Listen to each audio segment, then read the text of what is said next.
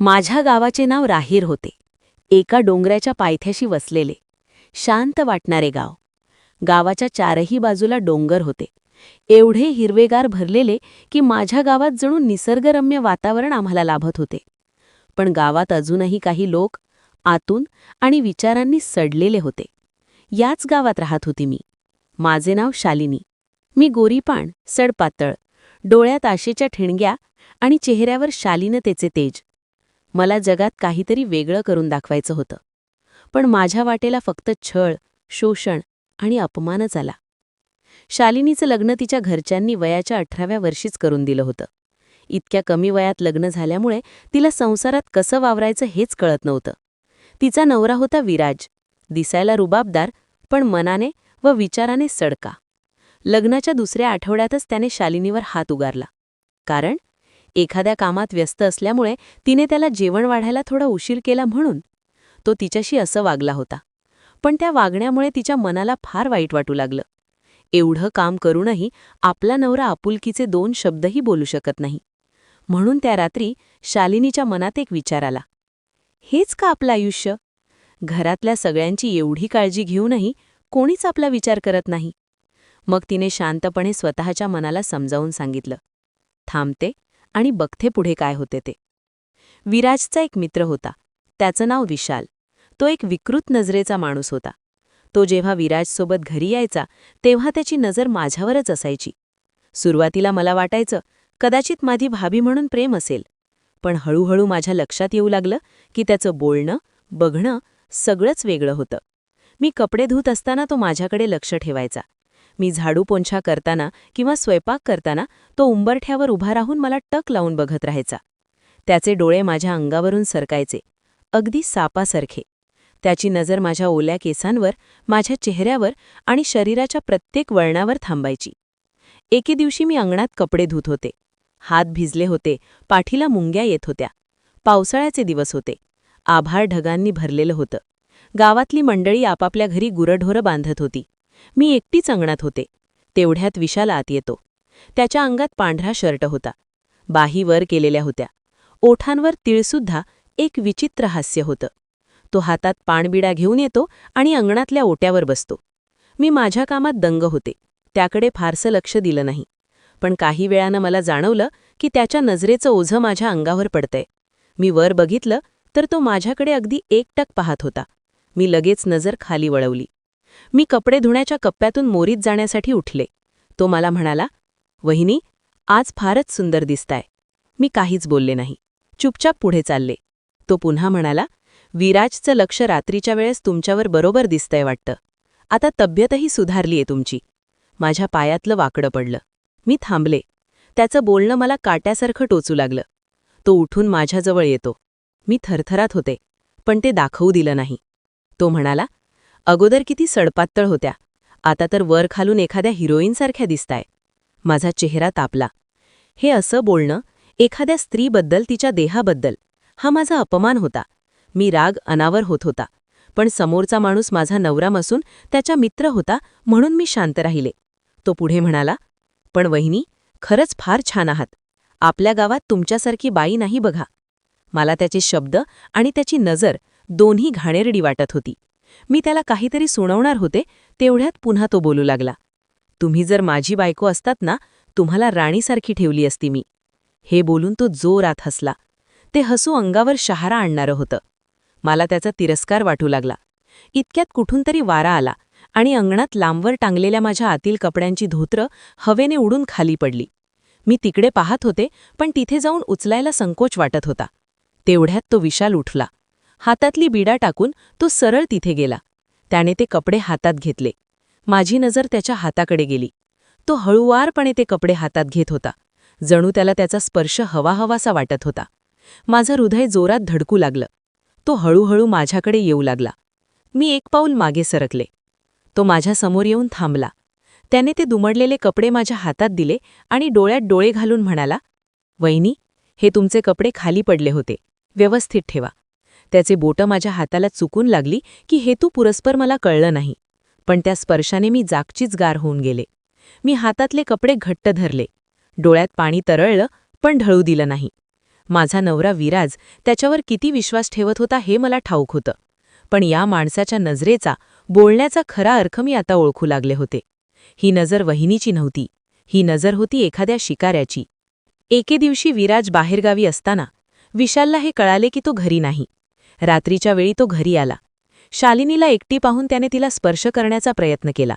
शालिनीने विरोध केला, पण तो क्षण तिचं आयुष्य फार बदलणं होणारा ठरला. अचानक त्याने घरातली लाईट बंद केली आणि त्याने माझ्या शरीराशी असं कृत्य केलं ते मी तुम्हाला शब्दातही सांगू शकत नाही. तेव्हा विशाल एकटा नव्हता.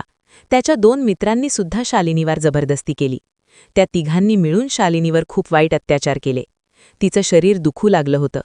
ती शरीराने खचली होती, पण तिच्या मनाची ताकद मात्र मोडली नव्हती. त्याच्या दुसऱ्या दिवशी संध्याकाळी विराज घरी परत आला. तेव्हा शालिनीने तिच्यासोबत जे काही घडलं ते विराजला सगळं सांगितलं. त्याने तिच्या डोळ्यात डोकावून पाहिलं. तिला वाटलं आपला नवरा तिची साथ देईल, पण विराजच्या चेहऱ्यावर दया नव्हती. त्याने शालिनीलाच मारहाण केली आणि उलट तिच्यावरच संशय घेतला. तुला काही हवं होतं का त्यांचं, की तूच त्यांना बोलावलं होतंस घरात? आणि आता मला सांगतेस की तुझ्या मित्राने माझ्यावर अत्याचार केला. हे ऐकून शालिनी तडतडून उठली. डोळ्यातून ओघळणाऱ्या अश्रूंबरोबर तिच्या स्वप्नांची राखही वाहून गेली. तिचं भर, तिचा नवरा, तिचं आयुष्य सगळं कोसळून पडलं होतं. सासू-सासऱ्यांनी तिला घरातून बाहेर काढलं. शालिनीची सासू तिला म्हणाली, हिच्या पायानं हे घर अपवित्र झालंय. पूर्ण गावात इज्जत गमावली आमची. आता हे आम्ही खपून घेणार नाही. त्याच वेळेस शालिनीने आपलं सामान पॅक केलं आणि घरातून बाहेर पडली. रात्रभर शालिनी रडत रस्त्यावर बसली होती. डोळ्यात झोपही नव्हती. गावातल्या कोणाचाच आधार नव्हता. शरीरावर त्या नराधमांनी केलेल्या जखमांच्या वळं होत्या आणि मनावर खोल जखमा झाल्या होत्या. दुसऱ्या दिवशी ती गावातून बाहेर जाणाऱ्या बसमध्ये बसली. जायचं कुठे होतं तेही ठरलेलं नव्हतं. पण एक वृद्ध बाई तिच्याजवळ बसली. ती बाई शालिनीला म्हणाली, बाळा, अडचणीतून माणूस मोठा होतो. आज रडत असशील, पण उद्या लोक तुझ्या संघर्षावर पुस्तकं लिहितील. त्या वृद्ध बाईचं नावही शालिनीला माहीत नव्हतं, पण तिची वाक्य तिच्या मनात खोलवर रुजली. ती पुण्याच्या बसस्टँडवर उतरली. काही नाती उरलेली होती. एक हक्काचं मामाचं घर होतं, तिथे शालिनी गेली. पण तिथेही तिला मामामामींकडून नकार मिळाला. समाजाच्या वाईट नजरा तिच्या मागे सतत लागल्या होत्या. पण शालिनीने ठरवलं, मी कोणावरच ओझं होणार नाही. मी स्वतःची जबाबदारी घेईन. ती एका महिला आश्रमात राहू लागली. पहिल्या काही दिवसात शरीर थकायचं, मन कोसळायचं. पण नंतर त्या ठिकाणीही तिला तिच्या सुंदरतेमुळे आश्रमातील सुपरवायझरकडून त्रास झाला. तो वारंवार तिच्यावर वाईट नजरेने पाहत होता. कधीकधी तर आश्रमात कोणी नसताना शालिनी जवळ येऊन तिच्याशी शरीरसुखाची मागणी करायचा. मग काही वेळा तिला वाटायचं मरण हेच एक उत्तर आयुष्यात उरलं आहे. पण तिने हार मानली नाही. तिने वरच्या अधिकाऱ्यांकडे त्याची तक्रार करून त्या सुपरवायझरची आश्रमातून हकालपट्टी केली. एका रात्री तिला त्याच आश्रमात एका बालिकेचा रडका आवाज ऐकू आला. ती बिचारी 8 वर्षांची मुलगी होती. तिच्यावर तिच्या सावत्र वडिलांनी अत्याचार केला होता. शालिनीने तिचा हात धरला आणि त्या मुलीच्या डोळ्यात पाहिलं. तिला स्वतःचा चेहरा तिच्या डोळ्यात दिसू लागला आणि त्या क्षणी शालिनी पुन्हा उभी राहिली. मी मरणार नाही. मी या लेकरासाठी जगणार. शालिनीने छोटी छोटी कामं सुरू केली. हॉटेलमध्ये भांडी धुणं, हॉस्पिटलमध्ये झाडू पोछा करणं, मुलांना शिकवणं. त्याचवेळी ती रात्री शिक्षणासाठी क्लासलाही जायची. ती 12वी पास झाली. मग तिने नर्सिंगचा कोर्स केला. झोप कमी झाली, पण जिद्द वाढली. तिला वारंवार आठवायचं तो नालायक विशालचा चेहरा, विराजचा तिरस्कार, समाजाची गरुणा. आणि ती आज विचारांच्या एका पायरीवरून दुसऱ्या पायरीवर घाम गाळून चढत होती. 6 महिने गेले. आता शालिनी सिटी केअर हॉस्पिटलमध्ये सिनियर नर्स झाली होती. ती तिच्या कामात निष्णात होती. कधी एखाद्या रुग्णाला हात धरून दिलासा द्यायची, तर कधी नवजात बाळाच्या आईला धीर द्यायची. आता ती आश्रमात न राहता हॉस्पिटलजवळच नवीन भाड्याच्या घरात राहू लागली होती. हे तिचं घर नवीन होतं, पण स्वप्नासारखं होतं. त्या ठिकाणीही ती एकटीच राहत होती. या ठिकाणचा घरमालक त्याच्या नीच प्रवृत्तीमुळे त्या गल्लीत प्रसिद्ध होता. पण या गोष्टीची तिला कल्पनाच नव्हती, कारण तो त्याच्या बायकोसोबत राहत होता. मला या घरात येऊन 5च दिवस झाले होते. एके दिवशी मी माझी ड्युटी आटोपून संध्याकाळी घरी आले होते. आंघोळ करून मी पुढच्या हॉलमध्ये कपडे बदलत होते. त्याच वेळेस डिपॉझिटचे पैसे घेण्यासाठी घरमालक माझ्या भाड्याच्या घरात घुसला. अचानक त्याची आई माझी नजरानजर झाली. त्याने मला अशा अवस्थेत पाहिलं ते मी तुम्हाला शब्दात सांगू शकत नाही. त्यानंतर त्याची नजर माझ्या अंगावर फिरली.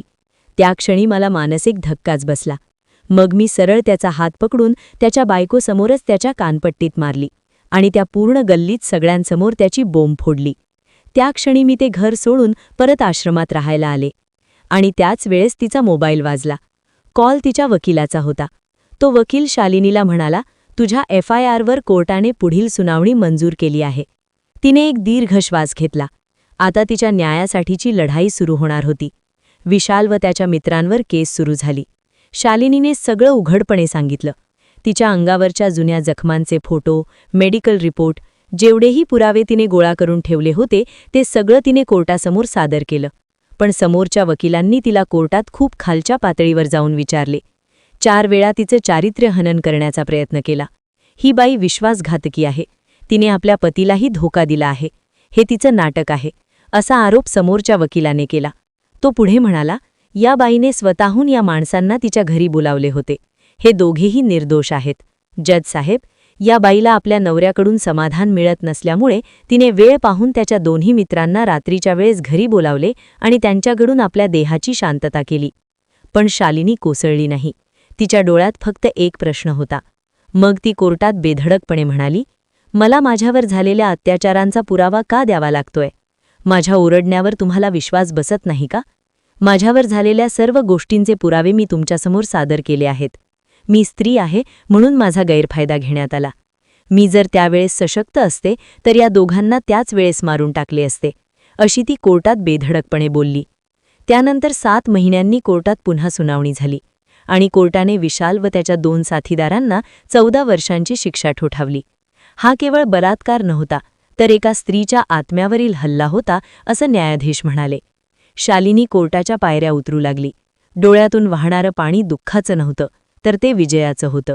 न्याय मिळाल्यानंतर शालिनीने पुन्हा मागे वळून पाहिलं नाही.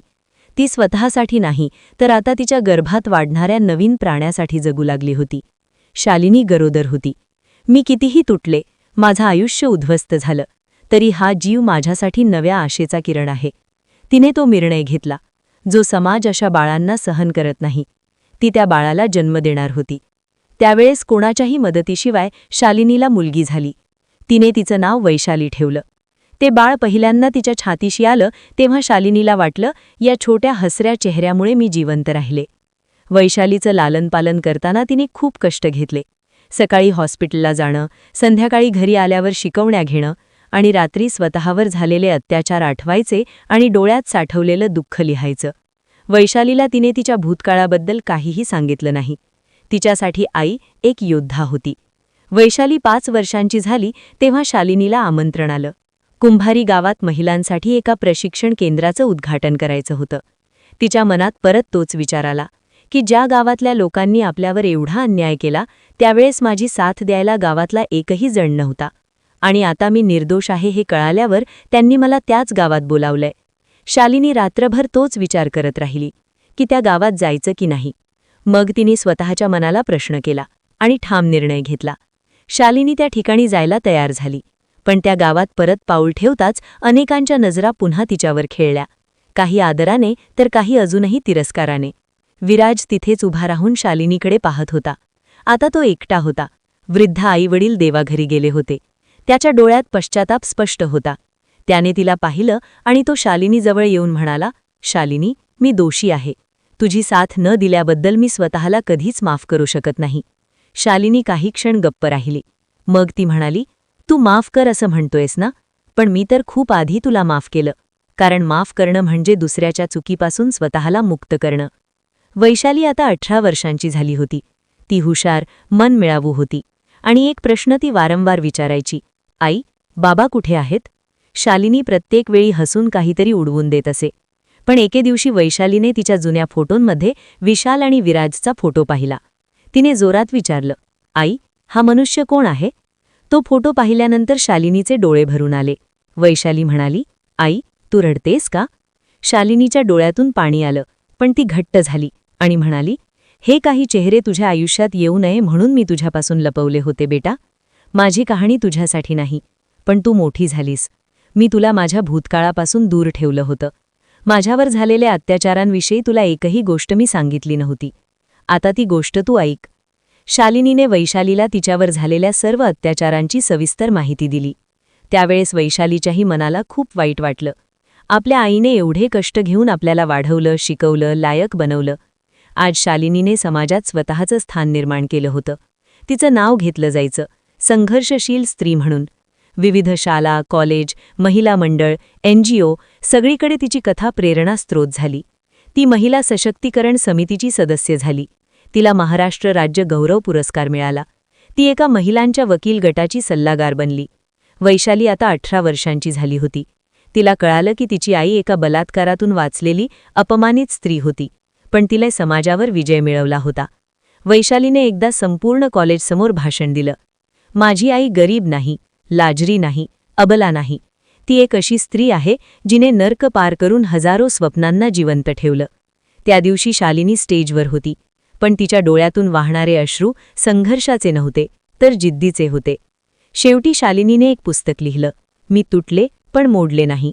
ती म्हणते, माझ्यावर जबरदस्ती झाली, पण माझं मन कोणी लुटू शकलं नाही. मी एक वेळ अपमान सहन केला, पण शेवटी मी स्वतःला सिद्ध केलं. मी माफ केलं, पण विसरले नाही, कारण त्या आठवणी माझी ऊर्जा आहेत. कथा संपली नाही, ती सुरू झाली आहे. त्या प्रत्येक मुलीसाठी जिने स्वतःच्या आत्म्याची किंमत समाजाच्या ओरखड्यातही कमी होऊ दिली नाही.